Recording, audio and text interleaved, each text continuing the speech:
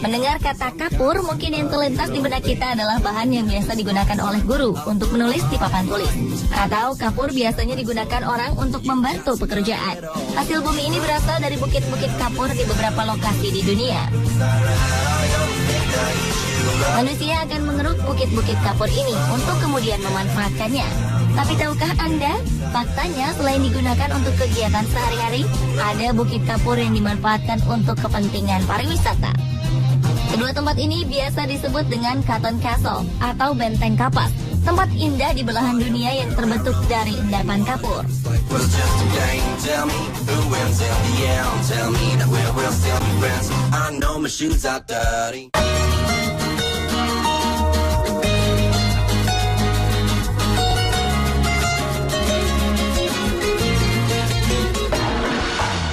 Lokasi Cotton Castle pertama berada di kawasan Eurasia, Turki. Negara di perbatasan antara Asia dan Eropa ini memiliki kondisi geografis yang unik.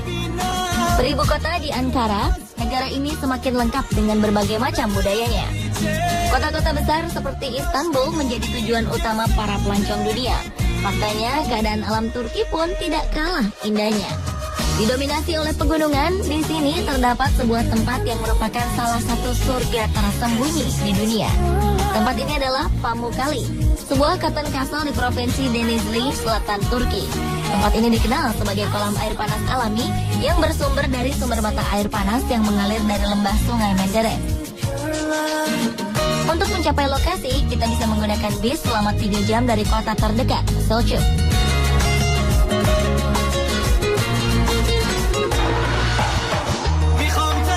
Objek wisata di dalam kawasan Taman Nasional Pamukkale ini menawarkan pemandangan yang luar biasa indah dan menyejukkan mata. Hamparan kapur putih membentang dengan ukuran panjang 2.700 meter, lebar 600 meter, dan tinggi 160 meter.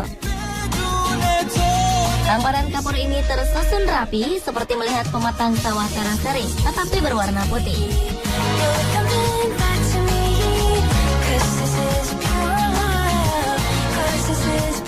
Dalam bahasa Turki, Pamukkale berarti benteng kapas. Sesuai dengan namanya, terdapat sumber air panas yang memang tampak seperti tumpukan kapas putih. Warna putih ini berasal dari hidrogen karbonat dan kalsium yang terkandung dalam air panas. Akibat kandungan dalam air panas selalu meningkat, lokasi keluarnya air panas pun membentuk seperti lapisan kapur putih menyerupai air terjun beku. Sumber air panas ini cukup besar karena terbentuk dari 17 sumber air panas yang tergabung menjadi satu.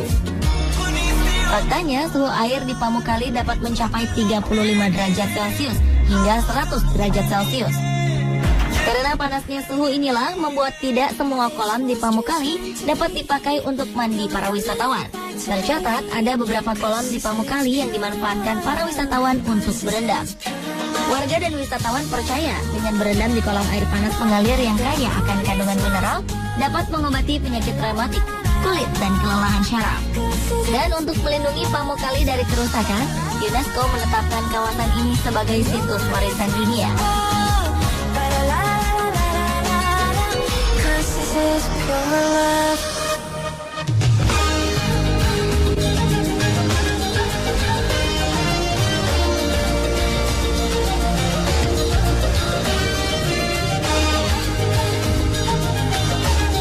Selain di Turki, rupanya Indonesia juga mempunyai lokasi serupa. Bahkan dapat dikatakan lebih indah karena milik kita sendiri. Ya, selama ini Sumatera Utara memang dikenal dengan keindahan alamnya yang terhampar. Mulai dari Danau Toba, air terjun Sipiso-Piso, hingga indahnya bukit-bukit hijau menghampar seperti di Pulau Samosir. Selain itu, Provinsi Sumatera Utara juga dikenal dengan kuatnya budaya suku Batak yang telah sejak dahulu mendiami wilayah Sumatera Utara. Tetapi tahukah Anda jika di sini masih terdapat beberapa tempat yang belum dapat dinikmati secara maksimal, seperti di wilayah Simalungun. Di sini terdapat sebuah surga tersembunyi yang masih belum diketahui secara luas. Dan inilah dia, Dolok Tinggi Raja di Desa Tinggi Raja, Kecamatan Silau Kahayan, Kabupaten Simalungun, Provinsi Sumatera Utara. Untuk menempuh ke lokasi ini diperlukan waktu sekitar 4 jam perjalanan menggunakan mobil dari kota Medan. Kondisi jalan yang kurang baik menjadi tantangan tersendiri untuk dapat mencapai surga tersembunyi di Pulau Sumatera ini. Jalanan di sini memang tidak mulus. Selain karena pembangunan desa yang sepertinya terhambat, kondisi ini juga disebabkan karena jalanan ini kerap dilalui kendaraan besar seperti truk pengangkut hasil kelapa sawit yang terletak di sepanjang jalan menuju Dolok Tinggi Raja. Setelah perjalanan melelahkan menggunakan mobil, kita harus melanjutkan perjalanan dengan berjalan kaki menyusuri Bukit Batu.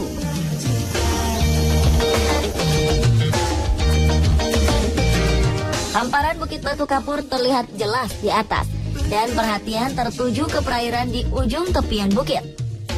Disinilah terletak batuan kapur yang bercampur dengan mata air belerang. Inilah Dolok Tinggi Raja.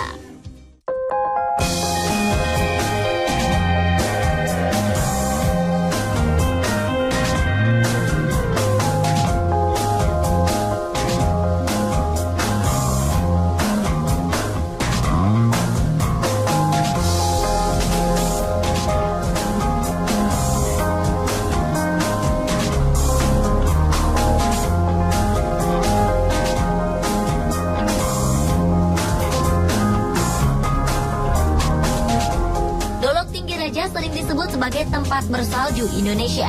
Uniknya, bila salju identik dengan hawa dingin, maka Dolok Tinggi Raja disebut sebagai salju panas Indonesia. Salju di sini sebenarnya bukanlah salju berbentuk gumpalan es yang sering dijumpai di negara beriklim dingin, melainkan kapur yang meleleh karena terkena panas. Selain itu, di pusat pusaran kapur Dolok Tinggi Raja terdapat sebuah mata air belerang.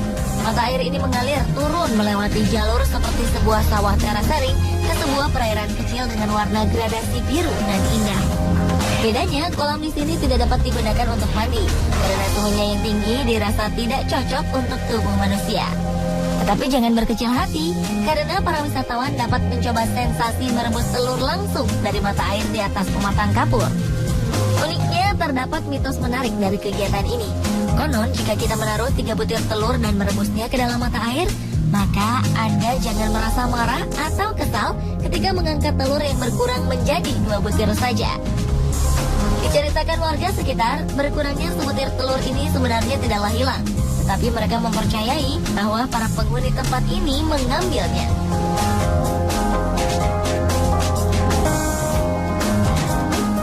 Tentunya tempat ini juga tidak terlepas dari mitos yang menjadi asal-muasal cerita dari Dolok Tinggi Raja. Di masyarakat sekitar lokasi Dolok Tinggi Raja sendiri berkembang berbagai kisah, dan semuanya mempunyai alur cerita sama, yaitu tentang bagaimana menghormati orang tua dan para leluhur. Dahulu kala, tempat ini merupakan tempat subur yang kaya akan hasil alam. Hingga suatu ketika saat panen melimpah ruah, masyarakat desa mengadakan pesta. Dikisahkan ada seorang nenek renta tidak dapat hadir ke acara rakyat tersebut, hingga raja memutuskan mengiriminya makanan. Seseorang yang diutus untuk pergi memberi makanan itu diketahui mencuri dan tidak pernah memberikan makanan itu kepada sang nenek. Hingga akhirnya sang nenek pun marah dan mulai melakukan ritual melalui media seekor kucing yang diajaknya menari dan bernyanyi. Karena kemurkaan nenek dan kucing inilah, masyarakat sekitar mempercayainya sebagai penyebab adanya mata air panas yang sekarang ada di kawasan Dolok Tinggi Raja.